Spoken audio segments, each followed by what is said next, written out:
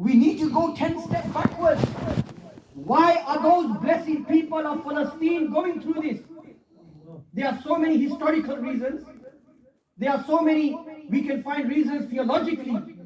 But I personally say above both of them, the reason for their oppression, the reason why our brothers are suffering, the reason why the ummah of Rasulullah is suffering, in whichever corner of the world, the reason is nothing other than you.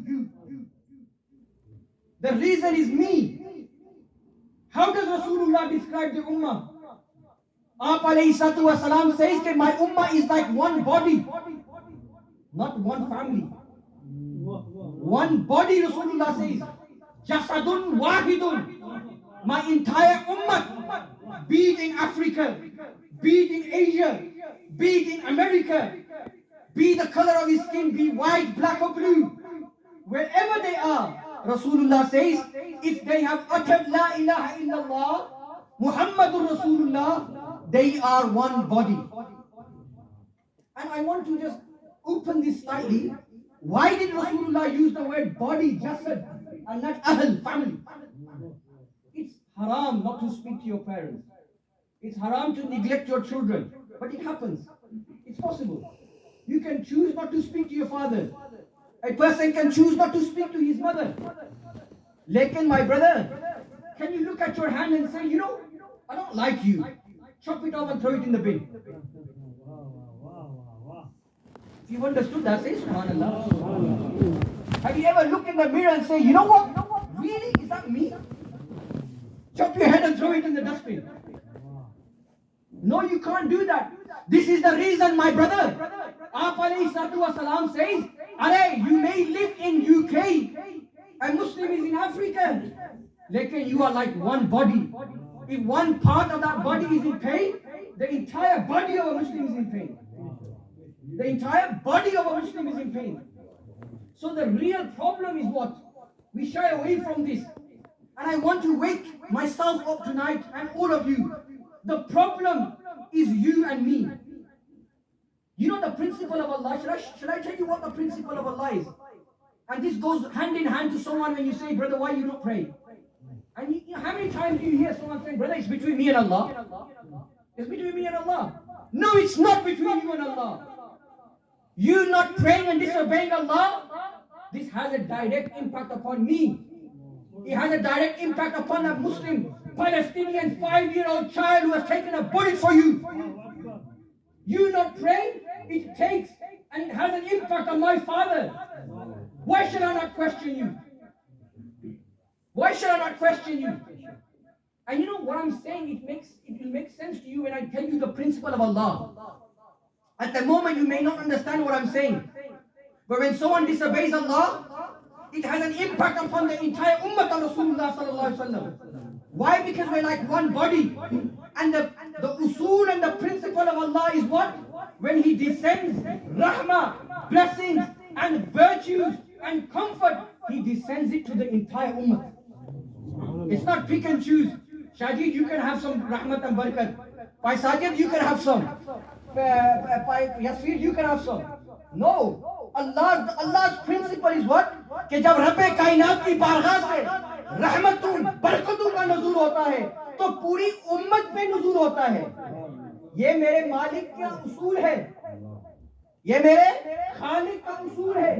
और जब अज़ाब नाज़िल होता है, when punishment descends, it's the exact same principle. It descends upon the entire ummah of Rasulullah. You understand what I'm saying?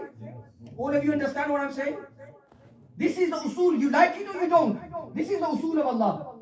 Hence when you do not pray, hence when you earn haram, hence when you're in the pubs and clubs, hence when you're disobeying Allah, it's not you and Allah. It's having an impact on me.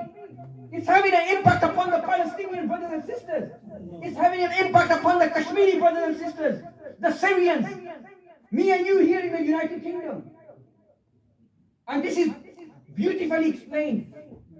Beautifully explained in that hadith that you've heard from me many times, that account, that narration of the Qawm of Bani Israel, Sayyidina Musa alayhi salam. Okay, it's a drought. People are dying. There's no water. You heard this from me many times. I'm not going to spend much time elaborating on this, my dear brothers. Lekin the reality is that there's a drought. The people come to Sayyidina Musa alayhi salam. Say, oh Musa, you have the privilege, you have the honor of conversing with Allah. You are Kalimullah. وَكَلَّمَ اللَّهُ مُوسَى تَكْلِيمًا. You have this honor. You speak with Allah. Oh Musa, you are a Nabi of Allah. Make dua to Allah that Allah descends rain. Very famous story. Nabi of Allah is amongst this qawm, or no Nabi is an Am Nabi. Lekin there is ulul azm. There are some privileged ones. They are the 25 that are mentioned in the Quran. Then there are more privileged ones. My honorable brothers who have been blessed with revelation from Allah subhanahu wa ta'ala. Musa alayhi salam is one from amongst them. Sayyidina Musa is not an ordinary Nabi. The only man to step foot on this earth who actually punched the angel of death. Hey, look at the Jalal and Maqam of Sayyidina Musa alayhi salam. He punched the angel of death. You don't know who I am. Where you come from? The only man who had this blessing, and no one will have it till the end of time. And beyond. So we're talking about this Nabi of Allah. Lekin that Nabi home is deprived of rain. My very beloved brother Shakib, Allah ka Nabi, itna bada Nabi, his home is deprived of rain from Allah. Follow, this is a connecting point from what I've been saying in the past. That what's happening in Palestine, for those brothers that come late, there's no one to blame. It's not the Muslim leaders. It's not the Maulvis. It's not the Peers and the Imams. It's not the leaders. Each one of you are to blame. It's happening to them because of me. A 5-year-old young boy has been shot in the head. Their 25th Ramadan was destroyed. Mu'taqis of Masjid al-Aqsa were forced to leave Masjid al-Aqsa because of me and you. Because we are one ummah. We are one body. When we disobey Allah, Allah sends azab upon the entire community. This is what I'm explaining.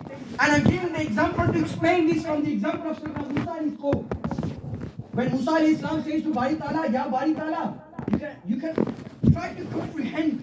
I'm narrating this story many times, my brothers. But today I want you to comprehend this story. I want you to live this story. Imagine Kalimullah, Musa alayhi salam, how with so much confidence he must have made dua to Allah, say, Ya Bari Ta'ala, descend rain. He's a Nabi of Allah, so much confidence. My dua, and no dua of a Nabi is rejected, no dua of a believer is rejected. However, the dua is made, nothing happens. Try to live this entire qawm. 20, 30, 50 hours sitting here. Imagine the entire ummah, entire community of Musa alayhi salam is there present. Waiting for Musa alayhi salam to raise his hands. Hands have been raised, there's no clouds, signs of any clouds. There's no rain. Allahu Akbar.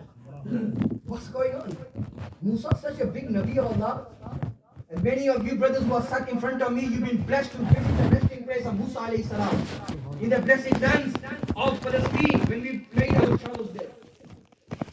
Musa alayhi salam returns back to Allah, cutting it very short. Hey, Bari Ta'ala, rain. I asked for rain. From the unknown direction, Musa alayhi salam is told that there's one from amongst your qawm who has disobeyed me for 40 years. It wasn't Musa alayhi salam's fault. It wasn't the rest of the community. One person disobeyed Allah. Allah descends his azab upon the entire ummah. And this is what I'm telling you. Allah deprives the entire community because of the a'mal, and because of the action of one individual who disobeyed Allah for 40 years. Oh Musa, tell him to own up to it and walk out, and I will descend rain.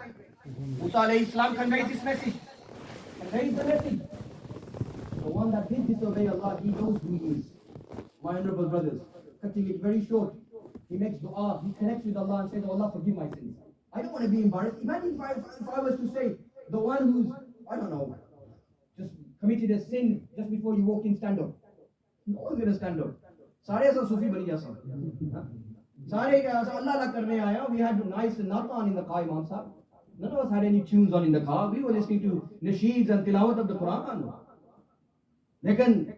I'm not in a position to judge you and ask any one of you to stand. But I just want you to try to understand and comprehend the fact. If you were asked to stand, how embarrassed would you feel in front of these 40, 50 people?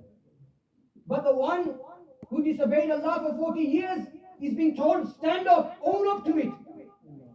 And then I will descend rain. People who are dying, animals that are dying, crops that are dying, they will receive rain from God, from Allah subhanahu wa ta'ala. And he connects with Allah, makes tawbah. The rain begins. Musa Islam says, nobody's gone out.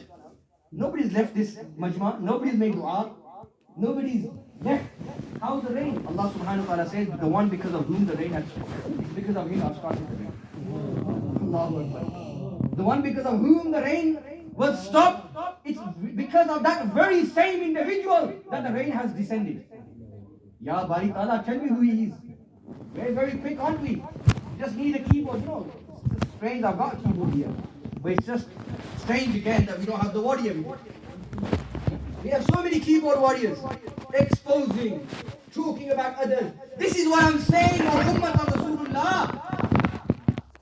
Take responsibility. It's not somebody else. It's not a Zionist soldier. It's you. It's you. Because of you, this oppression is taking place. Our brothers and sisters are dying in Palestine and across the world. It's that punishment because we are disobeying Allah on every step in our life. Allah subhanahu wa ta'ala, when Musa Islam says, tell me who he is. Allah subhanahu wa ta'ala says, when he wasn't mine. When he disobeyed me for 40 years, I did not expose him. Now he's become mine. Now he has turned back to me. How can I disclose his identity? This is the practice. So my dear brothers, one person disobeyed Allah, the entire community got azab from Allah. So in this case, what's happening in Palestine? My brothers, it's not enough giving £1,000, £5, £50, £100 and you think we've done our job. Wave the flags, put a flag in your front bonnet. I look at all of this and I'll be very honest with you. And I'm speaking from my heart, without any reservation and without any fear. You know, when I used to work in the prison system, I used to say that we fear none but Allah. You may be gangsters on the outside, but the biggest gangster is me who's going to go back home tonight. Again, the reality is I don't fear nobody. The reality is these flags and bonnets going to these demonstrations, they have their value. Don't get me wrong. They have their importance. But it's time for us as an ummah to take responsibility. Put your hand up and say, it's because of me. I am wrong. Oh Allah, I have disobeyed you. Oh Allah, it's because of me this azab is being descended. It's not sufficient for me to wave a flag and wear a Palestine t-shirt. Change yourself, my brother. Perfect your character. Turn it to Allah. And this is primarily the reason, you know, we have du'as for Palestine. I'm for all of this. I was invited tomorrow, there's a prayer for Palestine in Gangol Mosque. I request all of you to attend tomorrow. Lekin, my brothers, look at the philosophy of the Quran. The time is of the essence. Du'as are slapped back on your face because we're eating haram. We're wearing haram. You think our du'as are going to be accepted? What is this? This is joke, my brothers. It's nonsense. The reality is, it's you that's at fault. It's me that's at fault. We are the problem. No one else is the problem. The Maulvi of the mosque is not a problem. The committee in our masjid is not the problem. The problem is you. Own up to it. Face the music and change yourself. That's when we will help the Palestinian cause. Writing to MPs, all of these things that I've heard. I've not heard anybody say that it's you. It's me that's the problem. I am the problem. I am the problem. It's about time I fix up. It's about time I'm in the front saf for Salatul Fajr in the morning. So many years have gone by bashing and bashing that come to the masjid to read namaz. Yet still, shameful upon the ummah of Rasulullah, our masjids are still empty. Millions of pounds have been spent. If I was to now, right now, if I was to launch a charity appeal just with you brothers, I'm confident I could take 100,000 pounds from you in a split second like this. Allah has given me that quality, alhamdulillah. We're very quick to give that money. We're very quick to decorate these masjids. What for? For someone to come and forcefully come in and you think it's happening to the Palestinians, it can't happen to me and you? It's not far that time, my brothers. It's not far. When you will be humiliated. When you will be taken as mugs and when you will be taken as cheaper than water. You think there's no value to life? those Muslim brothers and sisters in Masjid al-Aqsa praying Salatul Taraweeh, one of the most important nights of Ramadan. Why were bullets fired at them? It's because of me and you. Take responsibility. Change your life. You know, we talk about demonstrations and we talk about fundraising and everything else, but it's important that we educate. How much do you know about Al Masjid Al Aqsa? How much do you know about this place? Probably some of you do not even know what is Masjid Al Aqsa. In the sense that sometimes you see the golden dome, sometimes you see the brown dome. Some sheikh is saying that this is Masjid Al Aqsa. Some is saying, some layman who's obviously a Google sheikh is saying this is Masjid. What is Al Aqsa? Do you even know what Al Aqsa is? Every single child, you say Makkah to Mukarramah, they know what it is. You say Kaaba, they know what it is. You say Medina Munawwara, they know what it is. Then my Muslim brothers, why is it when it comes to Aqsa, we have forgotten it? We don't know about it. We have not taught our children about Al-Aqsa. Halanke, this is the only single masjid and compound which has earned the first position, the second position, and the third position. No other masjid on the surface of this earth has earned these positions. How has it earned the first position? Listen to this. Muslims, they would pray. Rasulullah sallallahu alaihi wasallam, even in Makkah, prior to the migration, they would pray towards the direction of Al-Aqsa. It's first. Before, which direction do we pray now? All of you speak. No, you sound a bit angry. I am angry. But to some people, no. Which direction do we pray in now? All of you speak up. Guys, one of some baat chodi hai. Puliga how the GOH is. Which direction do we read namaz in? All of you. Subhanallah, that's why नहीं आकी brother Abdullah ही बड़ी till लाई है. लेकिन हुन इस ना दा जवाब दियो सारे ही पता ना केरे डायरेक्शन नमाज पढ़ने हो. मक्का. All of you. All of you. ये debatable है मक्का या काबा. Bharat. Medina Munawwara, what's so important about Medina Munawwara? Tell me one thing what's so important about Medina Munawwara. The resting place of Akka alayhi salatu wasalam. We know so much about these places. Yeah? So it's Al-Aqsa, first position, it's the first qibla. We pray towards Haram Makkah. Now, prior to this, 14 months to 17 months from Medina to Munawwara, the Sahaba prayed towards Al-Aqsa. Then it's the second. How? One of the companions of the Prophet sallallahu alaihi wasallam asked Rasulullah sallallahu alaihi wasallam, which is the first masjid? Which is the first masjid built on earth? Rasulullah sallallahu alaihi wasallam says that Masjid Haram in Makkah. First masjid. Sahaba, they asked, Ya Rasulullah, after that, Summa? Rasulullah sallallahu alaihi wasallam says, Al-Masjid al-Aqsa. 40 years after the building of the first masjid, the second masjid is what? Al-Masjid al-Aqsa. And third, my dear brothers, the hadith of the Prophet sallallahu alaihi wasallam, that you get reward when you pray in three masjids. Pray in with the intention of receiving reward. One masjid al-Haram, two masjid, my masjid al-Azhar, and three al-Masjid al-Aqsa. One pray in Masjid al-Aqsa. It's important that we know and study what Masjid al-Aqsa is. Why is it so dear? It should be part of our hearts, my brothers. Not just when we hear it on the news. After this, even now, it's slowly dying out. The demonstrations are finishing, people are getting back to normal. Everything's getting normal. Next time something's going to happen again, they're going to try again. And the reality is, it's not our pressure. It's not these hundreds and thousands of petitions that we're signing that helps. It's the quwwah of their iman that helps them. It's the strength of their iman. When you go there, alhamdulillah, I've been blessed to visit Al-Aqsa 6-7 times, alhamdulillah. Each time when we go there, those of you brothers that have traveled with me, you ask them, what do we want? What do you want? How can we help you? And the first thing they say, and you've heard this probably with so many other imams, first thing that they say is, we don't want your zakat. Tell you, go back to UK and tell the people, don't send us money. Look at the iman in Allah. We don't want their fitrana. What do you want, bro? How can we help you? Go back and tell them to come and visit us. Why when you turn on the pictures of Makkah and Medina, we see thousands of Muslims. What's happened? You forgot about us? Are we not part of the same ummah? Are we not a blessed haram? And you know, when I share this with brothers prior to this, now because everybody's echoing these words. Our religious leadership is echoing these words. But when I used to say this 7-8 years ago, and I know people who think, no one said it to my face or anything like that. But I know people who think this is just a marketing trick for Imam Sahib to take he's preparing for his next group. I tell you, I'm sitting on the mimbar of Rasulullah. Al-Aqsa from my first group up until today, and inshallah, till the end, I've done Aqsa out of passion.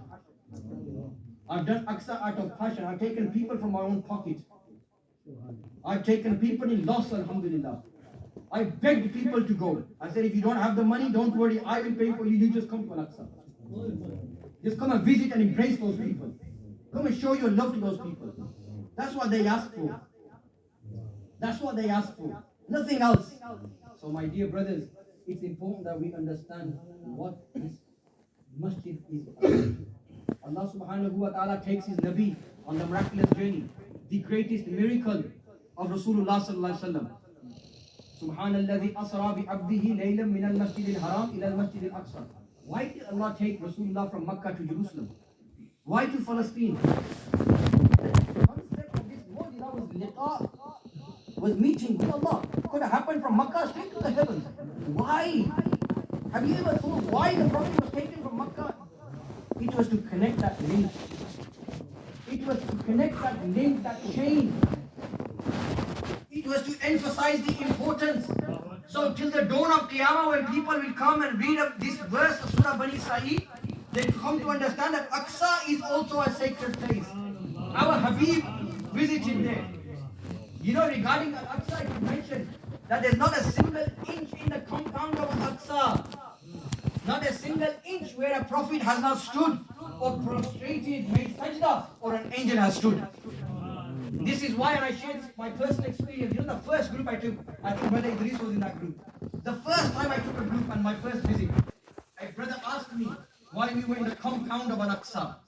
The compound of Al-Aqsa. That's the entire compound, which consists of over 30 acres. Okay, that's the important, and that's the most sacred, the third most sacred place. When we talk about the entire compound. It's not just Dome of the Rock. It's not just Masjid al-Qibli or Masjid al-Qadimi or Masjid al-Buraq. The 4 masjids that are in the compound. The entire compound is Al-Aqsa. Okay, when we were stood there, a brother asked me a question. Imam Sahib, I traveled to Makkah and Medina with you as well. We've done Umrah with you. And today we're here with you. But I want to ask you a question. Why is it that we're feeling so spiritual here? So much that it supersedes our spirituality that we felt in Makkah and Medina. My first trip as well, it was an experience for me. This is a good question. Makkatul Mukarramah, Hajar Aswad, Kaaba, Safa, Marwa, you know, Wadi Mina, Muzdalifah, Arafat, all these virtues. And then above all, Allah says, La uqsimu bihadhal balad. Allah takes a qasam on Makkah in the Quran. Medina Munawwara, Shaykh Abdul Hakim Wadi said, then we say the matti that touches the Jasad Mubarak of Rasulullah is more virtuous than the Arsh of Allah subhanahu wa ta'ala. That's there. Rasulullah is present in Medina. This brother asked a very good question. How should I answer it? I had no answer. But I'm not from amongst those that tries to answer everything. I said, brother, I don't know the answer. I'll have to go research, or I'll ask somebody and I'll get back to you. But he was playing on my mind. He was playing on my mind. I'm feeling the very same feeling. I've been to Makkah, Medina, alhamdulillah, thanks to my father and my mother's du'as from a very tender age. You know, I've been traveling to Al-Ijaz, alhamdulillah. I've been blessed to go in times when nobody from the world was there, alhamdulillah. Alhamdulillah Rabbil Alameen. And very soon, inshallah, I'll be there again when no one's there. Inshallah. Say inshallah. Inshallah. Say inshallah. Say inshallah. Inshallah. I'm feeling the same as well, I'm feeling spiritual here myself. What is the reason? Wallahi lazim. I went back to the hotel, pondering, thinking. After a few hours, it comes to me. It comes to me itself. The hadith of that beautiful companion that says that there's not a single inch here where a prophet has not made sajda and an angel has not stood. That is only found in the compound of Al-Aqsa, not in Makkatul Mukarramah, Madinatul Munawwara. from Adam to Isa, including Rasulullah sallallahu alaihi wasallam, at one time, they were in that one place. And that presence of theirs, 1400 years ago, my brother, wallahi, if you've not felt it, it's time for you to feel it. Wallahi, Javed Sahib will tell you as well, who was with me in the last trip, that presence of the Anbiya 1400 years ago is felt there today in the compound of Al-Aqsa. It's felt there today in the compound of Al-Aqsa. So my dear brothers, the time comes to an end. But again, I'm just emphasizing, don't blame anybody else for what's happening. Stand up, man up, and say it's me that's the problem. Fix yourself up, guys. There's no other way I can say it. The reality is that you're a problem. In this particular matter, you're a problem. And remember, when you disobey Allah, you're letting the entire ummah down. You're becoming the cause of our Syrian sister being raped in Syria. I want you to remember this next time you miss your namaz, that you've just become a cause of our sister being raped in Palestine. You've become the cause of a bullet going through a 5-10-year-old child in Palestine. The reality is, and remember the principle, when the azab comes, it comes on all. And when the mercy of Allah subhanahu wa ta'ala comes, it comes on all. That's the reality, and that's the real issue with Palestine. Everything else I say is secondary. Petitions, demonstrations, du'as. And this is a topic, inshallah. From next week, we will try to make our Jummah khutbahs live as well. But next Jummah, I'm going to speak about the concept of du'a. People talk about making du'a. You need to first make sure you eat halal. Your clothes that you're wearing are probably haram. You've probably taken someone's haq, your next door neighbor's haq. You probably parked your car in front of someone's drive. And you want to come to a Palestine dua gathering, make dua that Allah's going to accept our dua? No, it's not going to happen, bro. That's the reality. It's not going to happen. Fix up, guys. That's the reality. We can take this lightly. We can maybe just into ourselves that, yeah, he's talking sense, but yeah, only good time. My brothers, you don't know when you're gonna go. No one has a guarantee of the next second. Play your role, play your part, become a good Muslim.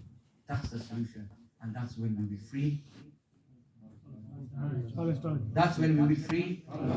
This is also the principle that Allah mentioned in the Quran very clearly. Inna Allah la yughayyiru ma biqawmin hatta yughayyiru ma bi anfusihim. Allah will not change the state of nations until you change yourself. Simple. The nutshell of the whole thing is concluded on the ayat of the Quran. This is exactly what Allah subhanahu wa ta'ala says. Now, until you don't change yourself, nothing's going to change. It's not the Modi's fault. It's not Imam's fault. It's not Pakistan Imran Khan's fault. It's not what the Saudi government, what this Bin Sulaiman, MBBS, whatever he is. It's not his fault. It's not Dubai's recognized Israel. Minor. It's not your problem. The problem is you. Allah give us the ability to understand.